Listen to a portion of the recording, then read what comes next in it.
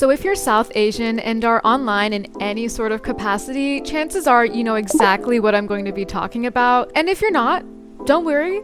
Here's the rundown. Sometime around last year, a Bipti employee on TikTok posted a video of these two women wearing flowy dresses and shawls and coined the style as European chic. Like, what is this aesthetic called? It's like not Scandinavian summer wedding, but it's very European, effortlessly chic. Immediately faced backlash because what these two women were wearing in the video was not at all European, and instead has deep South Asian roots. The video is kind of what started the whole Scandinavian summer trend.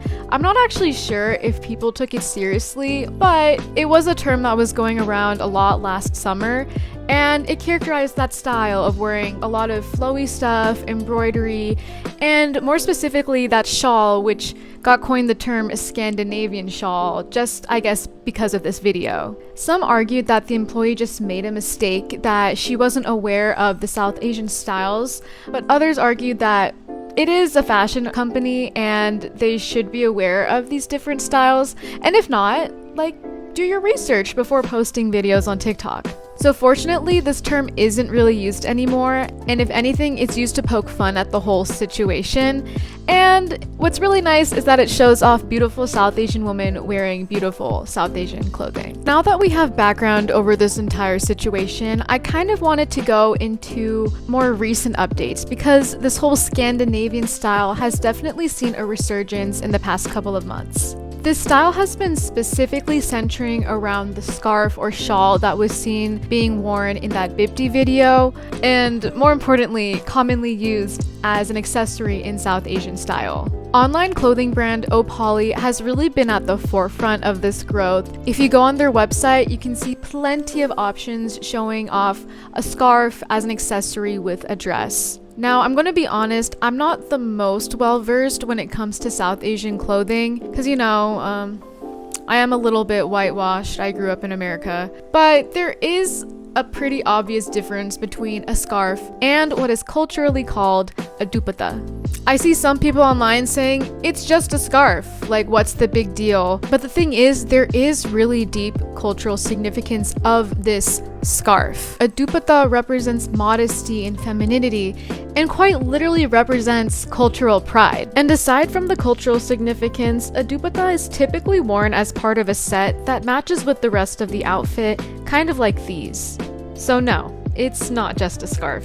One ad in particular has been gaining a lot of traction, and it's not because of the shawl. The video shows a woman wearing this mid-length, more fitting dress that is very heavily embroidered and is paired with very flowy pants, which many people were quick to point out that this is not, in fact, a new style or invention, and that South Asian women have been wearing this for years. Like, sure, I could see how people are saying that scarves aren't actually copying the whole South Asian style, but this video really makes it look like that they thought they were doing something groundbreaking, when in reality, they're quite literally just copying South Asian style. I think it would have been totally more acceptable had they just had a South Asian woman show off this clothing in the ad, but they did not at all do that, and they aren't taking accountability over the fact that this is South Asian clothing and they are copying this style.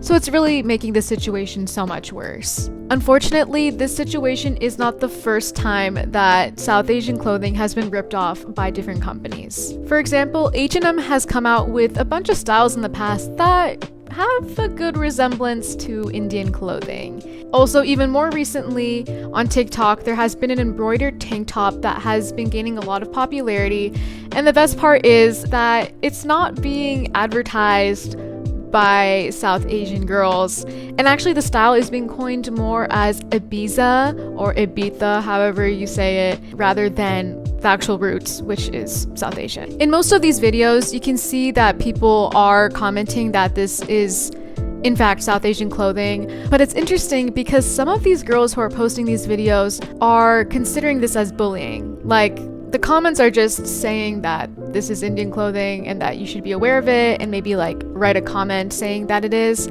but they're taking it as bullying, which I find very interesting because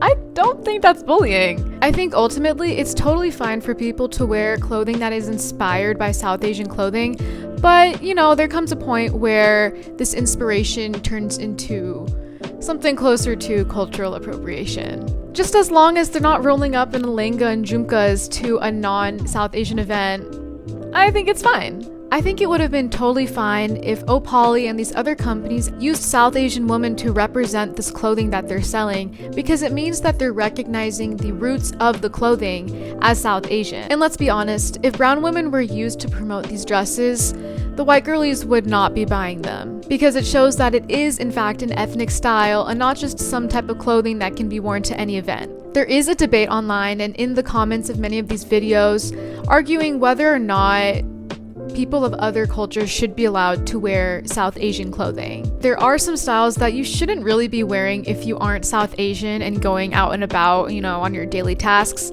Like, you shouldn't be rolling up with a lehenga or jhumkas if you're going to a non-South Asian wedding or event, you know? Because then that is leaning closer towards cultural appropriation. But if you're going to a South Asian event, yes, bring on the lehenga, bring on the saris. We want to see it because that is what that style of clothing represents. Not long after filming this video, another TikTok started gaining traction, and it's a picture of a girl who claimed to wear a unique dress to prom. The comments are flooded with people claiming that this is a lehenga, but there are also plenty of comments defending the girl in the picture for wearing it, saying it's just a two-piece set and not that serious. I was kind of on the latter stance until I came across this ad, which is literally of an orange lehenga, and the similarities are uncanny. All that's missing from the TikToker is a Scandinavian shawl, am I right? Ultimately, these TikTokers are not completely at fault for appropriating South Asian culture. I can understand not having the exposure to such trends, since South Asian fashion is not what I would call mainstream in American culture compared to, say, matcha or K-pop. We really should be going after the companies who are enabling this to happen, like Opali and Sherry Hill, which is where that prom dress is from, because there is nothing wrong with claiming credit where credit is due. If people are saying that it's South Asian and you made a mistake, just own up to it, learn from it, and move on. There's an article by Catherine Singh from the Fashion Magazine that was posted last year that really encapsulates the importance of speaking up about this. She says, the fact of the matter is that even if unintentionally, the video posted by Bipti and lack of acknowledgement of the dupatta plays into a long history of Western culture co-opting traditions and trends from marginalized communities and both erasing and profiting off of them. This most often happens at the expense of people of color and to the benefit of white people. The gist? Traditional communities' aesthetics are often seen as backwards or low class until they're taken on by white bodies, under which they become trendy or cool. We've seen this time and time again. It is ultimately just a shawl, but if the South Asian community doesn't speak up about this, we are just allowing our community to be profited off by a culture that has historically viewed the South Asian community as backward. With that being said, we really should be holding these companies more accountable for their actions, you know, for not accurately representing South Asian culture and instead profiting off of it.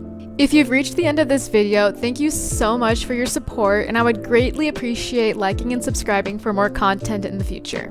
Okay, bye!